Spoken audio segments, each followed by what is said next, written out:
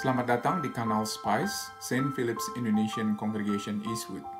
Nama saya Pendeta Kian Holik. Selamat menikmati khotbah-khotbah Alkitabiah di kanal ini. Sekiranya ada pertanyaan, dapat menghubungi kami di Instagram atau Facebook @spice.syd atau email kami di spice@stphils.org.au. Kiranya Tuhan memberkati. Amin.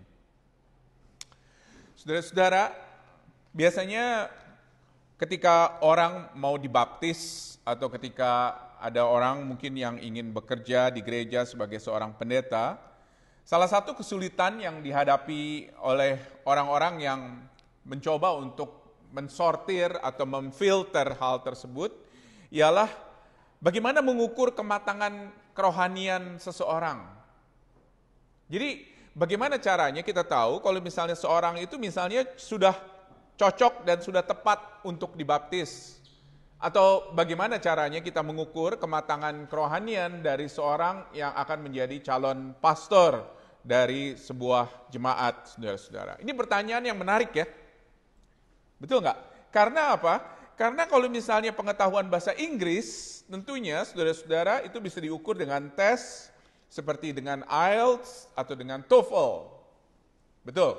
Jadi ada skornya saudara-saudara. Kalau skill mungkin yang diharapkan dari sebuah perusahaan itu bisa diukur dengan problem solving dari sebuah masalah. Mungkin saudara pernah ada di dalam sebuah interview, misalnya di dalam sebuah perusahaan yang mana ada sebuah problem solving yang harus saudara lakukan mungkin. Kalau misalnya di dalam manajemen mungkin terhadap sebuah permasalahan yang ada di dalam segi manajemen atau segi interpersonal yang ada di dalam sebuah perusahaan. Tetapi saudara-saudara, kalau misalnya di dalam masalah kerohanian, apa ukurannya? Kalau mengajar, sekali lagi mungkin bisa dilihat dari feedback yang ada dari para mahasiswanya, apakah mahasiswa itu mengerti atau enggak. Tetapi kalau misalnya seorang hendak dibaptis contohnya, apa ukurannya? Kelas katekisasi, biasanya itu yang menjadi ukuran standar, maju ke depan ketika KKR, atau bisa bersaksi, atau bisa menginjili seseorang, atau bisa membawa seseorang contohnya datang ke dalam gereja, atau mungkin bisa merangkum Alkitab di dalam waktu 5 menit misalnya, kurang lebih saudara-saudara. Apakah mungkin itu ukurannya? Atau bisa menjelaskan 2 ways to live, atau menjelaskan jembatan kehidupan dalam waktu 2 menit contohnya misalnya. Apakah itu ukurannya saudara-saudara? Dan yang lebih sulit lagi ialah bagaimana dengan pekerja di dalam gereja contohnya. Apa yang dibutuhkan? Biasanya pendidikan sekolah teologi itu adalah pendidikan yang dasar tentunya dari sebuah standar hiring proses dari kebanyakan gereja. Tetapi seringkali latar belakang yang diambil itu nggak sesuai dengan kebutuhan dari gereja. Ternyata gereja itu mungkin membutuhkan seorang yang jauh lebih memiliki fungsi relasi dibandingkan dengan pengetahuan dari Alkitab contohnya. Atau mungkin ada pendeta yang pendidikannya rendah, tetapi segi penggembalaannya itu baik, saudara-saudara. Orangnya pintar bergaul dan lain sebagainya. Nah tentunya saudara-saudara ada begitu banyak standar yang lain ya. Ketika seorang misalnya contohnya di-hire sebagai seorang music pastor contohnya, apa saudara-saudara standarnya? Apakah dia bisa pintar musik? Apakah dia harus bisa menguasai satu instrumen? Bagaimana kalau misalnya karakternya jelek, saudara-saudara? Ada banyak orang-orang yang menjadi music pastor, tetapi mungkin karakternya tidak baik, saudara-saudara. Suaranya bagus, tetapi karakternya nggak bagus. Menarik ya, saudara-saudara ya? Bagaimana caranya memilih atau menfilter orang-orang tersebut. Nah, Paulus di sini, di dalam konteks di akhir kehidupannya, seperti kita baca dari 2 Timotius, dia tahu, saudara-saudara, bahwa hidupnya nggak akan lama lagi. Dan dia mencari seorang pengganti, seorang penerus dari pelayanannya, terutama yang kita baca minggu lalu, saudara-saudara, dari 2 Timotius pasal yang pertama, seorang yang dikatakan di ayatnya yang pertama, seorang yang kuat di dalam kasih karunia Allah, 2 Timotius 1 ayat 1, seorang yang apabila telah mendengar dari Paulus, dari depan banyak saksi, bisa mempercayakan hal itu kepada orang-orang yang dapat dipercayai, yang dapat mengajar orang lain. Oke? Itu adalah mungkin syaratnya, saudara-saudara. Seperti yang kita lihat di ayatnya yang kedua. Jadi, bukan hanya faktor di mana dia adalah seorang yang percaya kepada Kristus di ayat 1, tetapi juga seorang yang dapat memultiplikasi apa yang dia percaya, apa yang dia terima dari Rasul Paulus yang dia sudah percayakan kepada Timotius. Jadi, apa yang diterima oleh Rasul Paulus?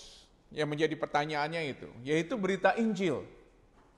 Sekali lagi ya, bukan skill set, bukan kemampuan bicara, bukan kemampuan pelayanan, bukan hanya sekedar pengetahuan, bukan hanya sekedar kerohanian, tetapi berita Injil sukacita. Itu yang diterima oleh Rasul Paulus.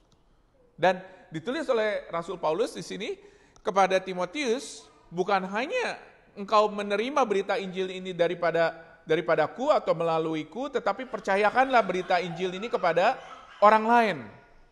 Beritakanlah berita Injil ini kepada orang lain. Jadi dia yakin kalau misalnya berita Injil itulah yang mengubah orang tersebut, mengubah seseorang. Telah mengubah Rasul Paulus, dia yakin juga telah mengubah Timotius, dan dia juga yakin akan mengubah orang lain yang mendengarkannya. Jadi bukan hanya sekedar mengerti apa artinya aku selamat, tetapi mengerti bagaimana orang lain juga harus selamat dan bagaimana menjelaskan berita sukacita itu kepada orang lain. Dan itu kita sudah belajar minggu yang lalu, bukan? Ketika kita belajar dari Pastor Maika, bagaimana kita harus mempertahankan berita Injil tersebut. Jadi misalnya contohnya di tengah-tengah dunia yang semakin hari semakin sekuler di Australia ini, atau mungkin dunia yang semakin hari semakin tidak peduli kepada keagamaan, mungkin di Indonesia, atau kepada kerohanian, atau kepada pengajaran Alkitab, tetapi bagaimana caranya kita mempertahankan berita Injil? Bagaimana kita terus-menerus mengabarkan berita Injil itu kepada orang lain, sehingga orang lain dapat mempercayakannya kepada orang lain juga, yang dapat mengajar orang lain. Begitu. Jadi ini berlaku bukan hanya kepada anak-anak biologis kita ya, tetapi juga kepada anak-anak rohani yang dapat mengerti Injil dan kemudian dapat juga mengajarkan Injil itu kepada orang lain. Istilah yang Paulus pakai di sini kalau saudara lihat dari pasal yang kedua ini ialah apa? Bagaimana kita mempercayakan berita Injil itu kepada orang lain. Itu kata yang dia pakai. Mempercayakan berita Injil. Gak gampang ya. Gak gampang kita mempercayakan sesuatu, saudara-saudara. Kita mungkin punya kata sifat sendiri di dalam arti bagaimana kita mempercayakan sesuatu, atau kata kerja sendiri bagaimana kita mempercayakan sesuatu kepada orang lain, saudara-saudara. Mungkin itu artinya berbeda. Mempercayakan sesuatu kepada orang lain itu bukan arti yang gampang, apalagi sesuatu yang kita percayakan itu adalah sesuatu yang berharga buat kita, contohnya. Itu nggak gampang. Misalnya contohnya, saya nggak tahu kapan Hari dan Rani mulai misalnya mempercayakan Jedi kepada seseorang supaya mereka bisa keluar, misalnya makan sama-sama berdua, saudara-saudara. Itu mungkin bukan hanya hal yang sulit untuk dipercayakan kepada orang lain, tetapi bagaimana juga mereka belajar mempercayakan hal itu kepada orang lain, saudara-saudara. Jadi, jujur, kita adalah orang-orang sebetulnya yang ada di sini, orang yang pernah dipercayakan sesuatu oleh orang lain. Atau di mana orang mempercayakan sesuatu kepada kita, saudara-saudara. Jadi, contohnya, ketika kita kerja pertama kali, ya, ketika kita kerja pertama kali, atau ketika kita pelayanan pertama kali, ada sebuah kepercayaan yang besar sekali yang diberikan, contohnya orang lain kepada kita. Betul nggak? Jadi ada resiko juga yang harus dipertimbangkan. Resiko yang mungkin besar. Saya masih ingat, saudara-saudara, ketika saya pertama kali khotbah, ya, sekitar mungkin 24-25 tahun yang lalu, itu kepercayaan yang luar biasa, saudara-saudara. Dipercayakan kepada saya oleh pendeta yang memberikan mimbarnya itu kepada saya. Oke. Ketika saya pertama kali dulu ngajar contohnya sebagai dosen di Jakarta, Itu kepercayaan yang besar sekali, karena saya bukan orang yang pernah ngajar sebelumnya. Saya bukan orang yang punya pengalaman mengajar sebelumnya. Oke? Tetapi itu diberikan kepada saya, dan puji Tuhan, kalau misalnya ada orang-orang yang mempercayakan kepada kalian sebuah pelayanan atau sebuah tanggung jawab, atau mempercayakan kepada kalian sesuatu yang sangat berharga. Ketika kita bersama-sama memulai gereja di Spice, itu kepercayaan yang luar biasa, saudara-saudara, yang diberikan kepada saya, karena saya nggak pernah melakukan church planting sebelumnya. Jadi jujur sekali, itu adalah sesuatu yang mengubah kehidupan saya yakin juga mengubah kehidupan beberapa orang yang ada di sini. Itu yang Paulus katakan di sini. Jadi Paulus katakan bahwa itu yang harus kita percayakan kepada orang lain, berita Injil itu. Itu yang harus kita bagikan kepada orang lain. Dan dia memakai 3 perumpamaan di minggu yang lalu, yaitu perumpamaan prajurit yang menderita, betul nggak? Ya, itu ada di dalam ayatnya yang ketiga dari 2 Timotius 2. Kemudian perumpamaan olahragawan di ayatnya yang kelima, yang fokus pada penghargaan kepada yang akan dia peroleh, dan perumpamaan yang ketiga yaitu perumpamaan petani di ayatnya yang keenam. Betul? Dan petani ini ialah petani yang menerima hasil pertama dari usahanya. Dan kalau kita ingat minggu yang lalu, Pastor Micah katakan, ketika kita tidak setia, Allah adalah Allah yang tetap setia. Seperti yang terjadi kepada Archbishop Cranmer yang kita belajar minggu yang lalu dari Pastor Micah. Nah, sekarang di dalam pembacaan kita hari ini, Paulus melanjutkan lagi, ada 3 perumpamaan lagi. 3 perumpamaan. Seorang pekerja yang tidak malu. Tidak malu terhadap apa? Terhadap berita Injil yang sudah dipercayakan kepadanya. Jadi dengan kata lain, dia kepingin kalau misalnya pastor muda ini, yaitu Pastor Timotius, itu tidak malu. Tidak malu. Banyak yang bicara kalau misalnya Timotius itu adalah seorang yang pemalu. Betul, saudara-saudara. Tetapi lebih lagi dengan berita Injil yang disampaikan, kata Paulus, jangan malu. Dia katakan, jangan pernah malu. Nah, seperti apa pekerja yang tidak malu ini? Paulus membawa lagi 3 perumpamaan. Perumpamaan yang pertama, saudara-saudara, perhatikan ayat 14 hingga ayatnya yang ke-19. Adalah pekerja yang terus terang berbicara mengenai kebenaran. Jadi, kata Rasul Paulus apa? Ketika engkau tahu berita kebenaran, sesuatu yang kita harus beritakan, kebenaran kalau misalnya Yesus Kristus itu adalah Allah yang menjadi manusia, kebenaran kalau misalnya dia adalah Allah juga yang melayani ketika dia menjadi manusia, bahkan mati di atas kayu salib buat dosa-dosa kita, untuk menebus kita.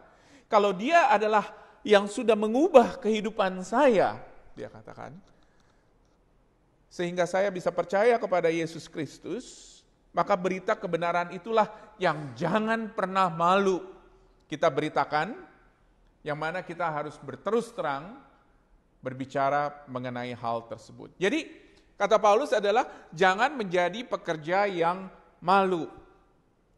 Kata yang dipakai dalam bahasa Yunaninya ialah ergophobia.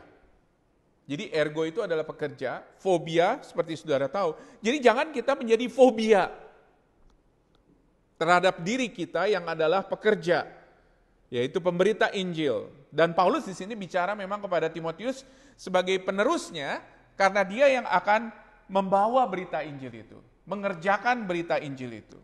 Tapi ingat, Timotius juga akan meneruskan hal ini kepada orang lain, ya. Seperti yang kita baca di awal pasal yang kedua, kepada para pemimpin awam. Jadi dengan kata lain, kita harus bekerja tanpa malu dan berani dengan kebenaran yang kita miliki, saudara-saudara.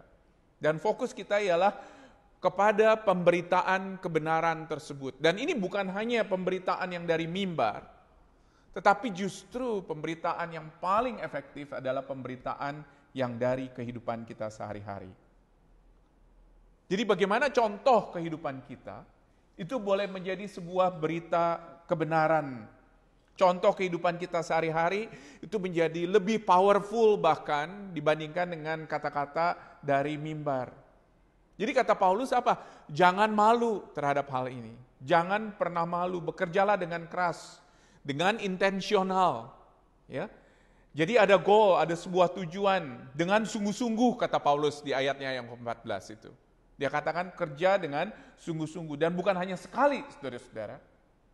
Kata Paulus, berkali-kali di dalam hidupmu kerjakan hal tersebut. Dan jangan terkecoh dengan hal-hal yang membuat kita tidak fokus pada akhirnya. Betul nggak?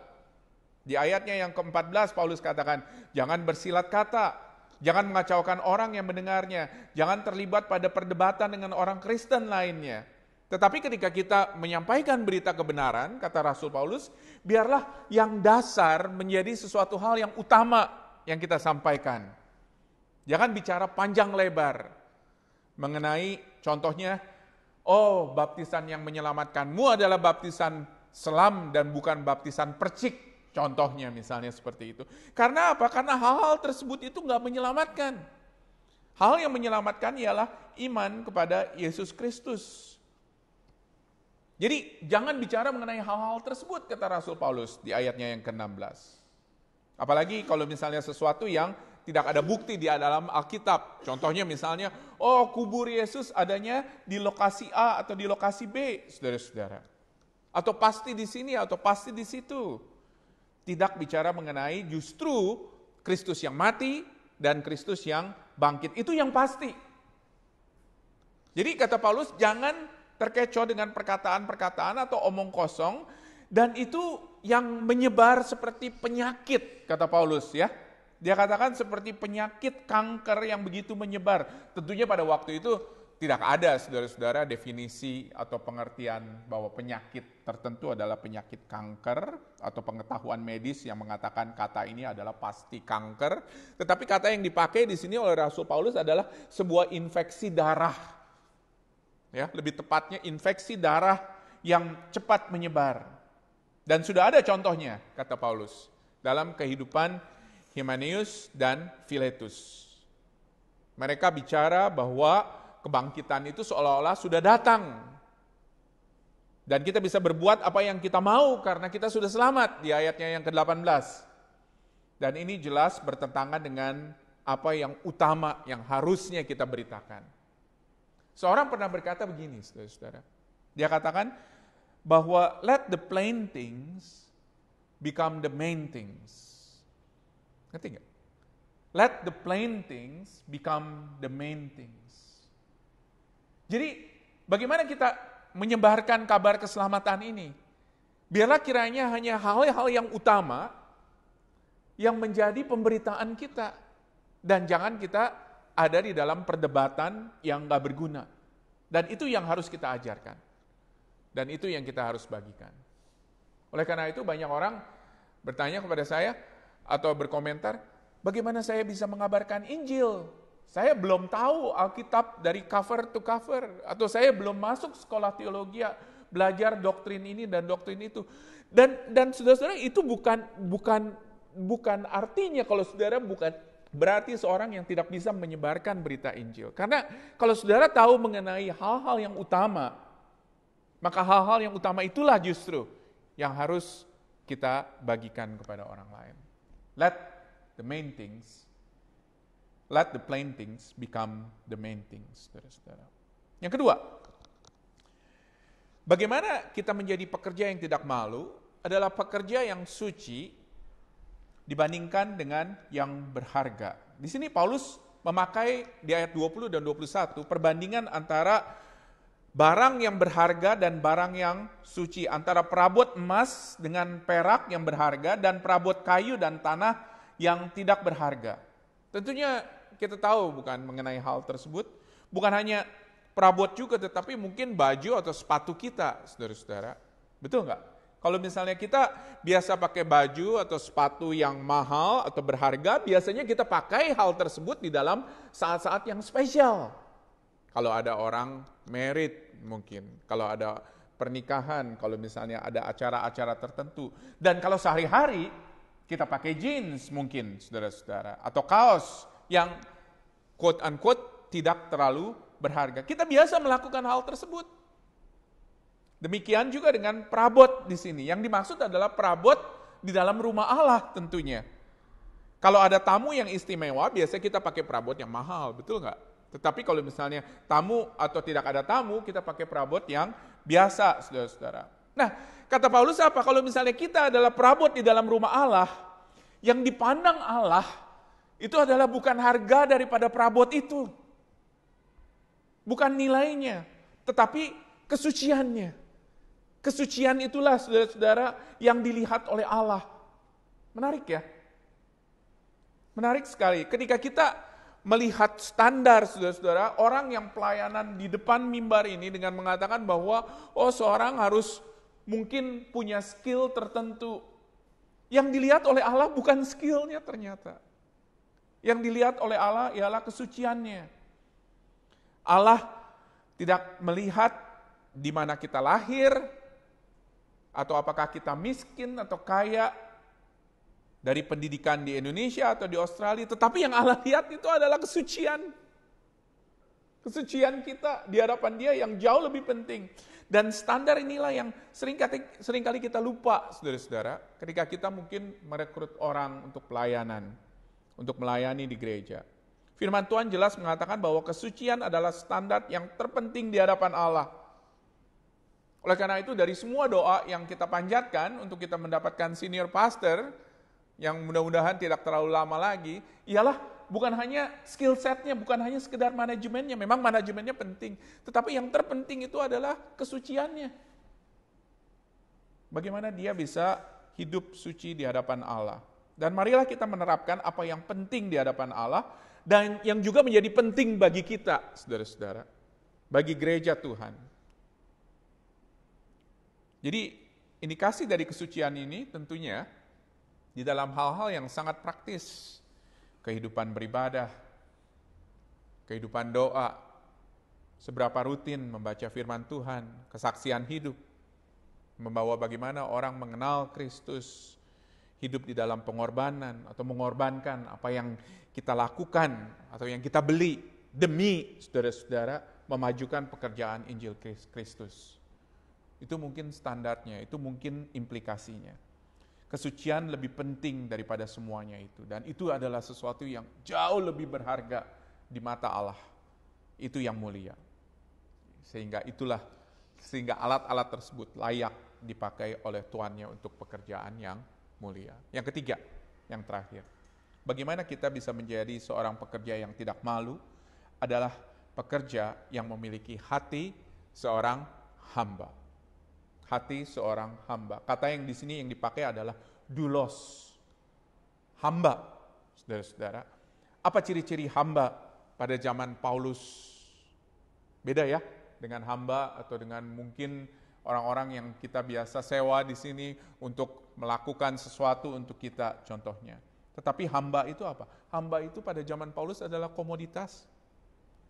Milik dari tuannya. Melayani tuannya. Dan hamba itu dengan jelas sekali mengorbankan keinginannya demi keinginan daripada tuannya. Dan ini semua dideskripsikan di dalam ayat-ayat di sini. Dikatakan di ayatnya yang ke-22, jauhkanlah nafsu orang muda. Apa saja? Keserakahan, kepemilikan. Tetapi kejarlah apa? Keadilan, kesetiaan, kasih, dan damai, terutama hal-hal yang suci itu tersebut, saudara-saudara. Jadi kata Rasul Paulus apa? Percuma kalau misalnya kamu melakukan tindakan-tindakan sosial tanpa hati yang murni. Dan dia katakan bahwa sebuah komunitas atau satu individu, kata Rasul Paulus, bisa saja mengejar hal-hal sosial tersebut tanpa punya hati yang murni, yang kudus di hadapan Allah. Dan lihat apa yang menjadi ciri daripada seorang hamba Tuhan di ayat 24, ayat 25. Dalam mengajar, dia tidak bertengkar, sabar dan lemah lembut, menuntun semua orang, terutama yang suka melawan dengan tujuan memberikan kesempatan untuk mereka bertobat dan memimpin mereka mengenal dalam kebenaran di ayat 25. Melepas mereka dari jeratan iblis di ayatnya yang ke-26. Jadi kalau misalnya kita lihat dari semuanya ini, tujuannya ialah sekali lagi untuk memenangkan orang-orang. Membuat lebih banyak orang lagi. menjadi pengikut Kristus yang setia, untuk memuridkan orang, untuk membawa orang, melepaskan orang dari genggaman iblis, melepas orang dari hamba iblis, menjadi hamba Tuhan. Jadi ini betul-betul adalah hal-hal yang dilakukan oleh Kristus sendiri. Kalau kita lihat Kristus, dia mengorbankan haknya, dia mengorbankan statusnya, dia menjadi sama dengan manusia, dan dia menjadi hamba bagi kita, bagi manusia. Supaya apa? Supaya kita yang terbelenggu dari dosa, kita bisa menjadi bebas, dan kita juga bisa bersama-sama dengan dia melayani Allah, menjadi hamba bagi Allah. Dan itulah kita. Kita dipanggil, saudara-saudara, sebagai pekerja, menjadi seorang hamba, agar orang lain yang dipertambakan oleh dosa, bisa dapat merdeka dan dapat dibebaskan, dan bersama-sama dengan kita melayani Kristus. Kita itu ketika kita mengabarkan kabar baik, kita itu melepaskan perhambaan sebetulnya. Ya, perhambaan. Bukan totally merdeka, saudara-saudara, bukan menjadi totally merdeka, tetapi kita melepas perhambaan. Perhambaan seseorang yang tadinya menjadi hamba dari dosa, dari yang jahat, kita merdekakan supaya mereka boleh menjadi hamba Tuhan. Di dalam hidup kita, kita akan selalu menjadi hamba terhadap sesuatu. Apakah itu sesuatu yang kita hargai, sesuatu yang mungkin berharga di dalam hidup kita, sesuatu mungkin yang menjadi tuan di dalam hidup kita. Tetapi bagaimana kita mengisi kekosongan tersebut dengan mengatakan bahwa Tuhan, aku mau Engkau menjadi Tuanku, dan aku mau aku menjadi hamba-Mu. Dan panggilan ini adalah panggilan yang diberikan kepada setiap kita, bukan hanya kepada pendeta atau kepada misionaris, kepada orang-orang yang bekerja di dalam gereja, tetapi kepada setiap pengikut Kristus. Jadi, seperti apa sebetulnya pekerja yang dibicarakan di sini? Pekerja yang tidak malu, berbicara mengenai kebenaran, pekerja yang suci atau kudus, dan yang ketiga, pekerja yang memiliki hati seorang hamba. Seperti apa bentuknya? Saya kepingin kalian untuk masuk ke dalam kelompok 2 orang atau 3 orang untuk diskusi beberapa pertanyaan yang ada di balik layar ini.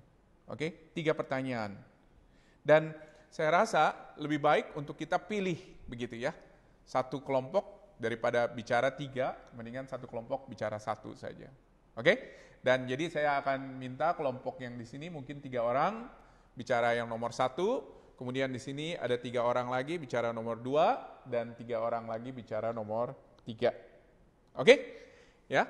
Jadi yang di sini mungkin di sebelah kanan saya bicara nomor 1, yang di sini bicara nomor 2 di depan, dan di belakang bicara nomor 3. Dan setelah waktu 5 menit nanti kita akan kembali lagi.